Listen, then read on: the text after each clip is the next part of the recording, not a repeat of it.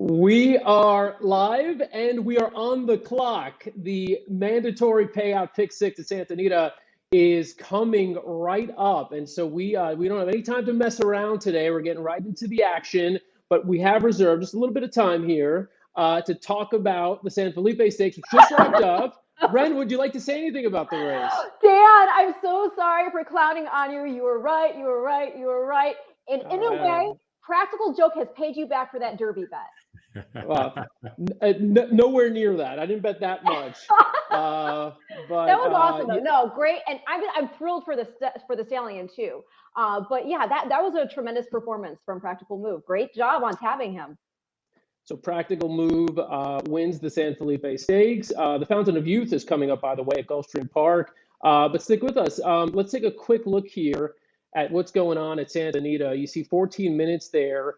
The jackpot pick six pool is at $237,000 right now. We're going to get bold here. I got Ren and Mike to sign off on this.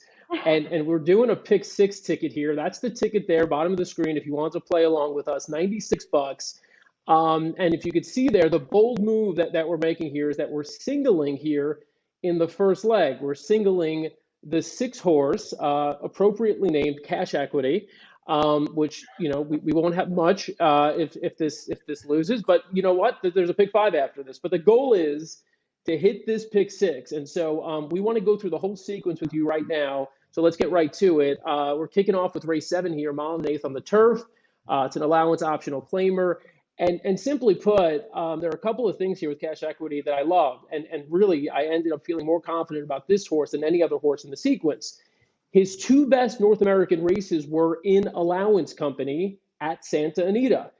In those races, he ran on Lasix. He posted an 89 and 93 buyer speed figures. Good for him compared to some of his other races. Juan Hernandez was up for both of those starts. That was in April and May of last year. Since then, the horse has raced 4 times in graded stakes company off Lasix with 4 other jockeys, and he hasn't hit the board. Now, in this race, he gets back to allowance company. He's back on Lasix. Juan Hernandez is back riding, and he's got the ability to be on or very close to the pace in a race without much speed. So this is our single. I am extremely confident. Last chance here, Ren and Mike, to sow any doubt in my mind or anyone else's. No, I think he's pretty solid. I mean, just look at some of the names he's been in with. I mean, Hong Kong Harry, we're going to see him later on in the Grade 1 Kilroe Mile.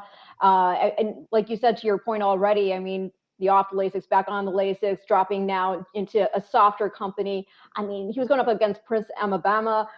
Albert said now we're also doing second off the layoff and turning back in distance. I think he's a solid choice. The only horse that kind of caught my eye other than him would be Dean Martini, but it's not enough of an argument I can make to go against. Yeah, I mean, you hit the nail on the head. Like, the company lines that this horse has been running with are phenomenal compared to the rest of this group. It's very much a drop in class, even though we're in an $80,000 N2X allowance. I only went 2 deep on my personal ticket. I was 4-6. I think the 6 has a huge shot here. All right, Ren, you take us to leg 2 here. Race 8. It's a maiden race, and we're calling on your expertise here. Okay, well, I'm just going to go through really quickly on the horses we do have on the ticket. I will say, and maybe I'll put them in the winner circle by saying it, I don't think we needed the 1 or the 9, but that makes sense. Well, here's the thing. The 1, Trusty Rusty, I personally think he's better suited for turf. He does have some dirt pedigree, but, the family, the genetics lean grass for me. Mom is Grace's Valentine by Rahi. The granny is Grade 1 Turfer, Plenty of Grace by Roberto. I mean, you get the drift there. The 2 Submission, that's a first-time starter. Really dig the depth of the work tab there. I'm always going to take notice of McLean's Music, Scion, and this one is out of a Blame mare. Blame is like proving to be a really solid broodmare sire. This boy's got options going forward if he does not show flair today, because this is the family that produced Rushing Fall. The 9 Snap Daddy, you guys like, and he's been putting in some impressive figures at Santa Anita, but he's been running against restricted maiden optionals. To make the gate in those races, you had to have started for a claiming price or be sold at auction for $150,000 or less, or be in for the tag. This one, I also think is going to be better going 2 turns. I will say the winner of that last race, who finished 7 1/4 lengths, the best of Snap Daddy, that was Henry Q. He went on to put up a 93 buyer figure, scoring that Mind That Bird Derby by 14 3/4 lengths. More on him in just a minute. The 10, Stop and Trace, is, one of the other O'Neills. I like the way he finished last out. He had a bad start from the gate, got leaned on a bit by Pacific States into the turn. Looks like a horse who really digs his job. He got first-time Lasix last out. The winner there was the stablemate Golden Spa. He next put up a 69 buyer figure, running a moderately close fourth and an optional starter 50. He just missed the show dough by a nose. This guy's mom, by the way, is a half-sister to Grade 3 Can the Man, who, like Stop and Trace, is by Into Mischief. The 11 Pacific States, again, he was in that same January 21st start. Thought he ran well, just not good enough that day. Was only a length off Stop and Trace in the end, though he did have a bit of, that wider trip. And he had to kind of draw, a little bit out in the stretch to find running room. He's also making a first start since being gelded. The mom is a half-sister to Exaggerator. And it is also worthy of mention, going back to Henry Q. Henry Q ran fourth behind Pacific States in that June 12th debut. Okay, now the 12. I know he did not do much of anything on debut. The start was bad. He was shuffled back. The pace was hot in that main special weight. The winner was Spun Intended. You had Harlow Cap second. He recently won that main special weight by open lengths, earned an 85 buyer figure. Again, that was a super tough field. And this guy, he looked like one who needed more time to grow into his frame. He looks pretty big, and he looked kind of like a big baby Huey out there. The work tab, it looks better than it did before when he debuted, so maybe he's been chiseled into form since. He's another son of McLean's Music. He's out of a forestry mare. She is a Have to Imagining, so maybe if he doesn't go well here, maybe they'll eventually try turf. But also the granny is Grade 2 winner Daydreaming. She's a full sister to Girolamo, Accelerator, and this is also the family of Super Saver. So I think this horse maybe could surprise. So those are the horses we're using here. Where are you going in race 9, Mike? We're headed down the turf here in the 9th race. I think it's a pretty interesting $72,000 N1X allowance. My first thing I look for in these races is who's going to make the lead. And to me, that's the 6 Honey Jar, who should pretty easily clear this field going down the hill. Makes the 6 Honey Jar very, very tough in this spot. So we're going to conclude the 6 on the ticket.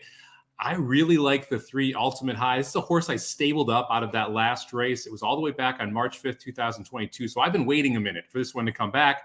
Pretty happy we switched barns here to Carla Gaines's barn. She can fire him up first time out. And I like the fact that Bravo picked up the mount. We're going to have to come from off the pace here, but that last trip was absolutely atrocious on the 3. Love the 8-1 price here on Ultimate High. Right to the outside, Carmen Miranda to me, another very interesting horse, has speed, should be forwardly placed. You get Pratt, Diamato on this turf. You would expect that this one's going to run a pretty big race in this spot. Going to have to improve. And so that to me was one of the biggest issues there. You're going to have to see Carmen Miranda improve. And I think this one might be the favorite as well, sitting on the board at 4-1 on the morning line. Probably going to drop a little bit off of that price. So we'll see if we get the price we want on Carmen Miranda, but I thought she was definitely a player. And let's go to the 8 horse, Lady J here. This is one where we talked about those running lines. Yeah. Back to back to back to back stakes races. 3 of those 4 down the hill here. Now we're getting a massive drop in class down to N1X allowance. Should be coming from off the pace, which is my one big concern about Lady J. But if she's able to fire into this pace, I think she's got a big shot as well. But to me, if you want to go shorter here, I think it's the 6 and the 3. But I like the idea of spreading a little bit because the 8 and the 4 worry me somewhat. Dan, did you see this race similar to what I did? Yeah, I mean, the only other horse that I gave a little bit of a look to was the 2 Rebel Girl. I thought sneaky good finish in her first race against Winners Last Out. She closed some late ground, had to weave through some horses to do it. Juan Hernandez rides her for the first time. He hits at 28% for Leonard Powell. I'm kind of on a big Juan Hernandez kick, but there are a lot of different positive signs. But, Honey Jar, Johnny V, goes back to ride Honey Jar here. So was on Rebel Girl previously. So, yeah, look, I'm comfortable with the horses we have there in leg 3. You got to make decisions, right? That's what it's all about, kind of. Eventually, you got to pull some horses off if you're going to do a manageable ticket. And so in the next leg, which is the 10th race, race 4, we're going thin again. We're going to go with the 3 horse, Manitowish, who I think to all of us now, especially with the scratch of Synthesis, who brought in a bit of class as well, looks like the main speed. So Manitowish ran a very game second to Tiz Quantum. That's a horse who posted a 96 buyer speed figure in the most recent allowance try. Tiz Quantum, by the way, that's a tougher name to say than I realized. Is a horse Manitowish. You're crushing it. Tiz Quantum is running later on in the last leg here in the big cab. So you have a horse here. I talk about running lines that would flatter. That's Manitowish. Missed by just a head at this very level back in December. I think everything's there. I mean, the horse belongs, and I think gets, what I think anybody would suspect would be a pretty favorable pace scenario here. So Manitowish, this is our second single on the ticket. We're starting off with a single here in the first leg with the 6 horse, and then in the fourth leg is our next single with Manitowish. That brings us to leg number 5. That is the Kilroe Mile. We had some controversy here, a little bit of debate and drama amongst the team about which horses we'd settled on, because we were all over the place when it came to this race. Well, I think we've got all our bases kind of covered in here now. In terms of what we really want. I didn't mean to go Spice Girls there. But we're going to use the 2. You put a Gallant Performance last out in the Grade 3 Thunder Road. I mean, it was a first off the layoff. It was his first start against older horses. He was drawn widest of all, and he had to close from well out of it to beat just 2 1/4 lengths there in the end. My 2 cents was Balnikov. You guys, I'm not saying he was my top pick. I like du jour top, but Balnikov, I thought he's making a first off the layoff. He runs well fresh. I think he's really effective at a mile. In 5 starts at the distance, he's won 3 of them. He's run second twice. 2 of those runner-up finishes were right here at Santa Anita. First in the Singletary, fittingly, because Singletary, the namesake horse, was owned by Little Red Feather. And then last out in the Mathis Mile, he just missed 1 more bid by a nose. And, the pace wasn't even overly hot either. He just missed. I think it's, the class level is going to push him to be better today even. Obviously, the horse to beat, your likely winner, is going to be the 6 Hong Kong Harry. We would be insane to leave him off the ticket. I don't think I even need to tell you why. He's the class of the field. He's looking for a natural graded stakes hat trick. He's 3 for 3 at Santa Anita. Only time he's been beat since being imported. He had a legit excuse. He got knocked around there in the Eddie Reed. He runs well fresh, so he might not be as vulnerable as some others could be without recency. So again, yeah, you're likely winner, but we're trying here, right? And then the 7 du jour. You don't see many Baffert turf horses, but this boy, early on in the career, he rattled off a natural hat trick, which included the Grade 2 American Turf. He then spent some time with Mott before making his way back to Bob. We had that start before he was put on the layoff, the off-turf Mathis Mile in 2021. Didn't come back until the Thunder Road, and he overcame a less than alacritous start. There, he had to make the trip in that Thunder Road Stakes, and he just missed Earl's Rock by a nose. So this could be a horse who could be even more fierce here. Start 2 up that long time away. They gelded him somewhere in between, which was likely a tough decision because his great granny is Baby Zip, the dam of Ghost Zapper and City Zip. Now, I'm a little afraid that we don't have Air Force Red on this ticket. I'm going to come out right out and say it. Air Force Reds, I think loan speed in that race. I'm worried that someone could take him to gate to wire, and if it is, it's Air Force Red. So hopefully Master Foxhound. So I know you liked quite a bit as well. They can bump heads early, and we kind of knock those 2 out. The other one I'm concerned about, who I like, is all the way on the outside. The 9-horse Royal Ship here. Came over, ran on turf early in the U.S. Last time actually ran on turf was this race, the Kilroe Mile in 2021. Now we're getting back to turf and a much improved horse since then. So I'm a little worried we don't have the 4 or the 9 on the ticket, and as we know in these group tickets, we all have to compromise in certain places. So hopefully we can get through this leg. We do have the 2, which is one of my prices that I really like on here, 12-1, coming out of the same race last time. That we saw both Air Force Red and du jour come out of. Cabo Spirit in that race was first off a layoff. It's been about 2 or 3 months since we'd last seen Cabo Spirit. It's going to be second time out as a 4-year-old. Bravo's going to stay aboard. Was the 11 of the 11 posts. Now we're 2 of 9. Huge post advantage switch here. Hopefully Cabo Spirit can come running and get a big price home for us there in that second to last leg. So I'm looking at the new money there, top right, almost $800,000 now of added money in this pick 6 pool. It's a mandatory payout. It's not a rainbow where you got to have the only ticket to win it. Already over $1 million in the pool. Jump in right now. You got a minute left. And Mike, bring us home. How are we attacking this last race, the big cap, last race of this pick 6? So we're going to use the 5 to funded. Not going to go into a bunch there. Clearly is going to be your favorite here for Bob Baffert. Should run very well off that Pegasus World Cup.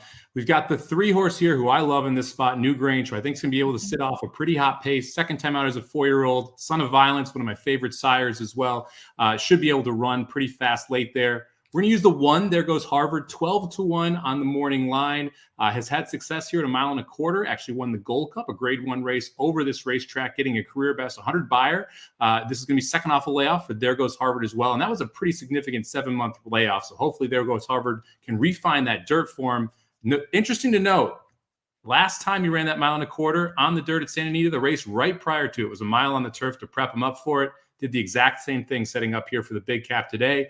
We're going to use 2 other horses, a horse that I love and that we included here. I don't love in this spot, just love in general. Proxy got his grade 1 win in the Clark, ran in the Pegasus World Cup. It's actually a sneaky good race. I thought Proxy ran a lot better than people gave him credit for there. So we'll use the 11 Proxy. And then, Ren, I'll let you talk about Warrant because I know you love Warrant a lot more than I do. Well, so does Dan, though. So Dan and I let out the stupidest giggle ever in life when I realized that Dan liked Warrant as well. And basically, I mean, it really comes down to, for me, I can't speak for Dan, what brought him to come up, and land on Warrant himself. But for me, it was basically just the anomaly of just how much he improved when he ran in the Santa Anita Handicap last year. That same pattern also, he had run at the fairgrounds before it was in the grade 3 Louisiana, and then he came into the Santa Anita Handicap and he pressed and he threw. That race was peppy, and he pressed and he lost just by a head there in the end. Put up 104 buyer figure. So for me, as somebody who not only handicaps but horses, the way that their mind works and the physicality and all of that, it goes into how I look at something. And when a horse goes and improves that much figure-wise, for me, it's one of 2 things. Okay, well, did they get pushed to being that good because they had to, because you were stepping up into that grade 1? Or is it because you really, really do like that track? And if it's that he really, really likes this track, then not only can he rise to the occasion, but he's one you better watch out for. And so, like I said, he's back in off sort of the same, first off the layoff at the fairgrounds, and this time off a win, and now here in the big cap. Dan, what's your Yes, thing? Same exact theory as you. I think this is a horse who enjoyed his sole race at Santa Anita. I think you're seeing the same pattern here. Whenever you see a trainer ship a horse in for a particular race every year and they do well in that race, there's probably a reason. They think they could win that race, especially if it's one particular horse here, in this case Warrant, who ran extremely well, almost won the race last year, got beat just a head or a nose by Express Train.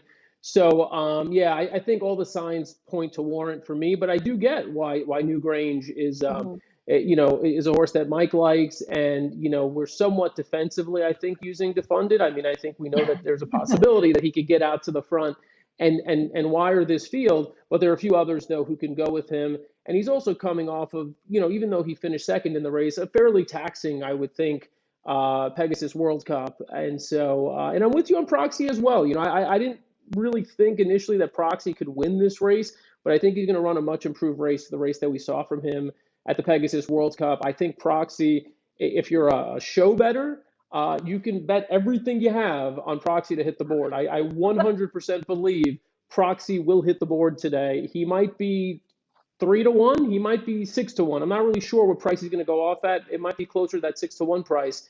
And if you like betting to show, that's a horse that you could just put the money in and close your eyes and come back to see how much you won later. He's 100% hitting the board.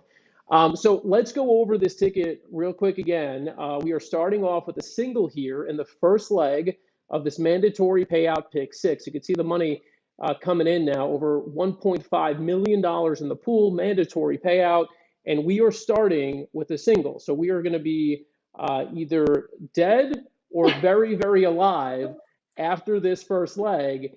And the horse we're singling is the 6-horse Cash Equity. In leg 2, we are 1, 2, 9, 10, 11, 12. In leg 3, we are 3, 4, 6, 8. In leg 4, we have another single, the 3, Manitowish. By the way, in that race, if you are playing with a bigger budget, I'll just throw one horse out that I haven't mentioned, Sitting on Go, comes in for a trainer who is sort of under the radar, winning at a very high percentage with his dirt horses at Santa Anita. And a horse who showed significant improvement in his most recent start. That's one who's going to be a price and is going to go overlooked. So that's the only horse I could see potentially beating Manitowish. Otherwise, I'm happy with that one. Then we go 2, 5, 6, 7 in the Kilroe Mile, 1, 3, 5, 6, 11 in the big cap. We hope you've played. We hope you've got your bets in. If not, root along with us. We're going to be screaming. We're going to be cheering. I think a lot of the action is going to be right here. So We're going to leave our sound up so you can hear us scream, hopefully celebrate. And we're going to leave the race sound up. So let's go ahead and start piping that in. And let me know, guys, if you don't hear it in a moment.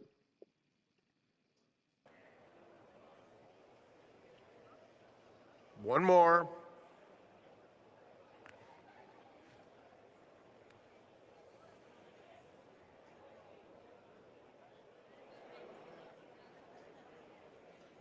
Working hard on flashiest before Lincoln Hawk.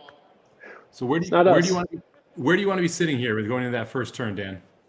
I want to be sitting just off of it. I'd like to see a little bit of pace, and I'd like to see cash equity just off of it. I think that's his running style. I mean, I don't want to see too far back. Gets in. Within a couple of lengths, though, and I want to see Lincoln Hawk to the outside. I want to see good action from him. Good action. They're in the gate. And they're off. Dean Martini is quick out of the gate. Time to party up close. Tarantino in between them. And Red Road closest to the rail as they come by the stands the first time. Then it's Cash Equity, a close-up fifth, moving up to claim third. At the back of the field are flashiest, Lincoln Hawk, and Carmelita's Man. Okay, no excuses from here. One lap to go, and it's Dean Martini galloping along in front of Cash Equity with Tarantino, a ground-saving third. Then it's Time to Party in fourth, Red Road on the rail in fifth, 4 lengths off the lead.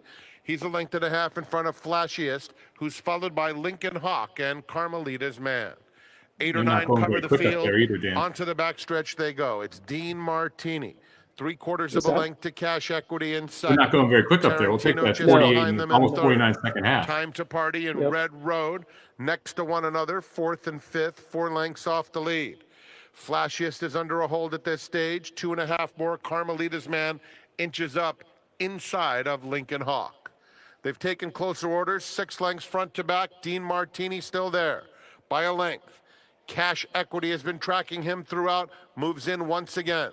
Just behind them, Time to Party, picking up a little bit of momentum, taking third away from Tarantino. Then Flashiest, who has no alternative but to go 4 wide. Just behind them, Red Road is next. They're followed by Carmelita's Man. Lincoln Hawk swings to the outside for the drive. They're at the top of the stretch. Cash Equity, Time to Party on the outsides, had a very good trip. It's Cash Equity in front, coming to the 16th ball. Down at the rail, Carmelita's Man stopped cold. It's Cash Equity, a length and a half, and Cash Equity has won it. Let's go. Tarantino second. Tight photo. Flashiest and Time to Party outside of them was Lincoln Hawk. You know, I got to tell you, this horse was doing himself no favors mentally. Oh my gosh. He was wasting so much energy early, holding his head up and cocking his head that whole time. So the fact that he won, you know, after expending that, it makes that performance all the more impressive. Yeah, I was a little concerned too. I mean, just that it took a little while to get him over. I mean, he finally did settle in, but to your point, like I didn't love the action early, and then I was a little worried about Dean Martini. I'm like, they're going too slow, and I was like, maybe Dean Martini has something. I mean, you know, that's the one I'm worried. I mean, maybe he just, you know, he's able to kick clear, and he tried to open up a little bit, but you saw Cash Equity go with himself. Yeah, great single. I mean. I know how much you love this horse when you were talking about him during the show. Was it not last night, the night before last. My days are all a blur. I did tell people that they had to tune in. I said I was willing to bet anything, including that. Remember? Yes, I remember. That actually raises the question, Dan. Did you do the win bet? Oh, I did. Yeah. Okay, good. That's like the cardinal sin. You got to make sure you bet that win bet. And do we think Tarantino is back? I mean, he fell off form. That last start was on the synthetic. I'm wondering if this is a horse we should be watching for next time, because he did show a lot of ability earlier on in the career, and then he just kind of fell off form the last couple of races. I thought this was a nice race from him. I thought Tarantino was going to be forwardly placed, and for him to come from off of slow pace, I thought was pretty impressive here. I thought that other horse, Time to Party, was going to be out there. I was very surprised. Yeah, I mean, look, the pace scenario in this race was a mystery, but I didn't think there was going to be all that much of it. There were no sort of bona fide speed horses in this race. So, yeah, I mean, look, that set up nicely for us, especially on this ticket. We got to kind of. The half. to find a spot. 49. Now we can breathe. We can breathe now. We got some coverage. We need to get that other single home. We got a big shot at this. Yep. Yeah, now we've got some coverage. So one leg down, 5 to go. Now my only regret here is, of course, like I did bet to win, but this is a race where I should have maybe played my try that I keep playing and not because the 25 to 1 shot finished second. You're never happy, Dan. You're like, I know. I'm happy. I'm just a horse player. This is what we do. We complain about everything. Wait, did you do a double? I did not do a double. Oh. See, now all the bets I didn't capitalize on. I made a very nice win bet, and at 3 to 1, I am very happy. I'm surprised that he went off at 3 to 1. This was the morning line. I am too. I think it was Lincoln Hawk that went off the favorite, right? Lincoln Hawk. Yep. I saw. I mean, at least when the gates open, I think he was 2 to 1 or 5 to 2. So, so one leg down, 5 to go. We don't need to play the pick 5 now. We can just keep rolling. Don't need to play the pick 5, Dan. Need. Right. We still can. Well, that's what I was going to say. All right, Mike. So set us up for the pick 5. Who are betting the pick 5 now? Well, I actually agree with Ren talked quite a bit about the 12 in the next race. I think at 15 to 1, that's one of those horses that you got to want to include in on it. The next race is a mess. I mean, these are just not very good horses. We're just going to be honest here. So it's one of those races where if you have a big opinion, it's a great race to try and single in. But if not, it's a good race to get a little funky with because you can see a horse take a big step forward first start to second start and be able to make a big impression here. So I think that you can try and find a price there a little bit. I was interested in the 2. The workout reports haven't been great though, Ren. That was my one issue with that 2 horse. I understand. I'll be completely honest, and I'm not saying workout reports don't have merit. For some people, they really work. I personally, I don't use them, and I especially don't like them for babies. And I know that's probably crazy to hear because a lot of people are like, well, what else can you really go on because they've never run before, and that is valid. I'm just saying for me personally, and the reason being, workouts are just so orchestrated. It's completely different from what's going to happen in the afternoon, and especially with a young horse who's never run before. What they do mentally once they're in a herd dynamic is going to be so much different than working with one partner or maybe, just 2 other horses. That being said, it is valuable for, people can spot stride length. So workout reports are valuable for that. Does this horse move efficiently? Do they move fluidly? But as far as did they outwork their partner or things like that, I don't really care about so much. Mm-hmm. So like I said, with the 2, I just love the pedigree so much because anytime, again, you see McLean's music, it has to catch your eye with a first-time starter. They're always so well meant generally. Well, I said always, now I'm saying generally, but you know what I mean. And then, on the bottom side, if this horse does not run well today, I would love for them to move him to the turf because as I said before, he is from the family that produced Rushing Fall. So they'll have options with him. But I think in a main 40 on dirt, it's worth seeing what he can do on the main track first. So now, Dan, you asked strategy-wise, like how do I look at this after we hit that first single, right? Mm-hmm. So for me, what we have now is a really nice spread ticket around that 3. So we've got a bunch of different horses for 20 cents in the pick 6. I'm going to play back a pick 5 where I'm going to play a $5 ticket with that 3 singled again, but I'm going to go significantly shorter in every other leg. So I can try and set up a monster score built around what we have left here in the pick 6. I'm a big proponent of pressing your opinions versus trying to give yourself more outs in case you're wrong in certain spots. I'd much rather press. So that day that you are right, you can get a big score. So I'm going to take our ticket. I'm going to shrink it down and I'm going to play back probably a $5 pick 4 or pick 5. And I'm going to come back singling the 3 in the last leg. I'll play just the 4-6 in the second to last leg. I'll single the 3 in that third leg. And then I'm probably going to go, I like the 9 quite a bit in the next race. So I'm going to play the 9. I'm probably going to play 1-9-12. And then to me, the last question is how do you handle that turf sprint? I'll probably go 3-6, something like that. It'll be a $60 ticket for $5. But it means that if we're right with that 3 and I'm right in the other spots, it can create a monster day. I'm so glad that you went through your mindset and then kind of talked through the ticket because and not to, I mean, everyone's got a different approach, but the man who taught me, the man who raised me is currently in the chat. And this was his suggestion, play the pick 5 and go deeper in race 10. So the complete opposite of what you... That's natural. You hedge, right? That's what everyone says. Hedge so that you're okay if you miss there. But you know what really stinks is when your best opinion went. Like, let's say we went 5 deep in this race but you love the 6, Dan. That's not what you want to do. You want to play the horses you love the most. Someone who taught me how to bet, one of the first things they told me is if you show me every one of your tickets, I should be able to tell you the exact order of the horses that you like. Because if not, then you're doing something wrong. It shouldn't have this hodgepodge of all these horses in different places, because you should always be able to tell who your favorite horse is in each race based on the tickets that you bet. And so in my mind, if our favorite horse left in the sequence is at 3, why are we getting off that opinion now? Why are we fading away from it? True. Yeah, I know. That makes a lot of sense. That's beautiful. It really is beautiful. And I'm look, my only horse, I said it before the sequence started, the only other horse I'm scared of in this sequence that we don't have on our ticket is the 7 in race 10.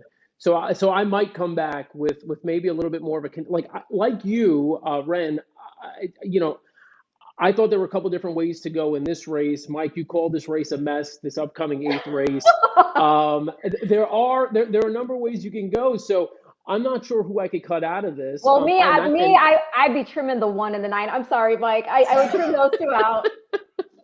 It's the beauty of horse racing. Yeah, exactly. So I would extricate myself from that situation. And then in the next leg, going down the hill there, I would just leave it personally for myself with Honey Jar and Lady J. But sometimes it's not good to give 2 horses equal weight. But that's how some people feel. I personally don't mind going too deep in a race. It really just all depends. Yeah, as long as you have singles along the way, I think going too deep in a race is not an issue at all. Yeah. Are we missing a great performance?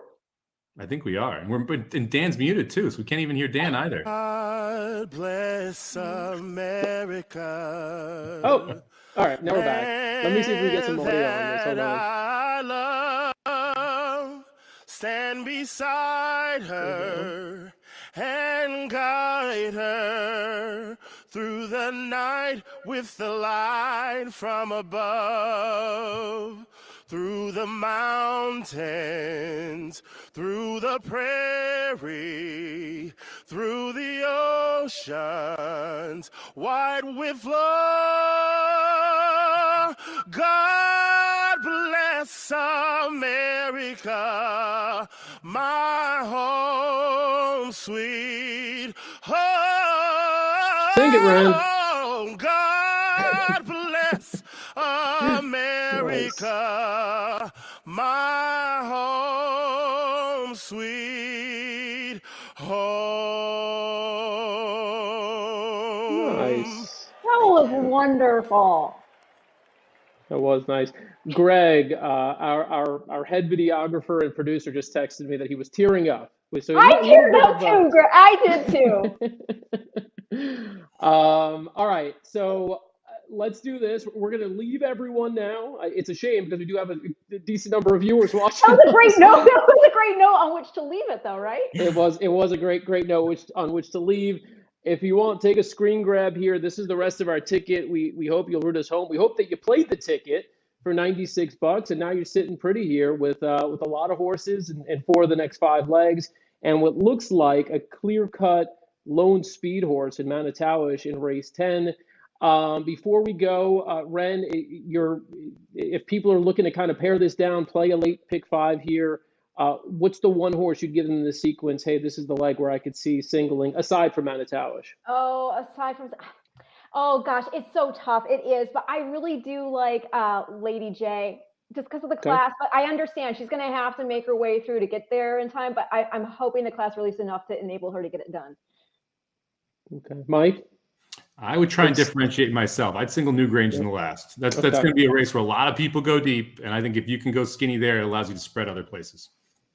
All right. Very good. This has been coverage of the mandatory Pick 6 payout at Santa Anita on Big Cap Day. Absolutely awesome card all day long. Great races and still more to come. So keep it locked in at Santa Anita. I'm Dan. She's Ren. He's Mike. We'll see you sometime soon. But for now, good luck. Bye.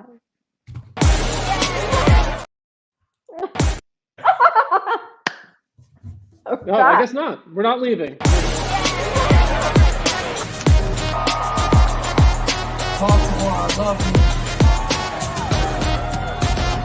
Joey Molinaro. Joy Taylor, television. television and radio host.